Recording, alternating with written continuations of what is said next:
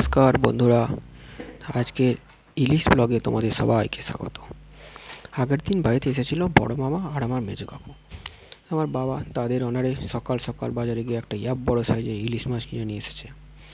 আগের দিনে মাছটা ছিল 400 গ্রামে, তো আজকের মাছটা প্রায় 550 গ্রামের বেশি ওয়েট আর নিয়েছিল 1000 টাকা কেজি। আমরা যেহেতু সবাই ইলিশ মাছের ভাপা খেতেই বেশি পছন্দ করি, মা আবার সেই ইলিশ মাছের ভাপাটাই করেছে, যেটা আমার অলরেডি খুব ফেভারিট। শুধু আমি কেন, এটা আমাদের ফ্যামিলির সবারই খুব ফেভারিট। সন্ধ্যাও এটা খুবই পছন্দ করে। তো এখানে আমাদের সাইজগুলো বেশ আগের দিনের থেকে বেশ বড় বড় সাইজ হয়েছে। মাছটা খেতে খুবই ভালো ছিল।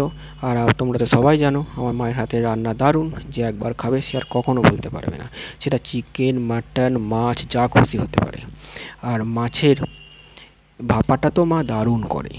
আর যেহেতু ইলিশ আমার ফেভারিট, তো আমার তো অবশ্যই আরও বেশি ভালো লাগে। তোমরা আমার চ্যানেলটাকে একটা লাইক আর সাবস্ক্রাইব করে দিও। বাই।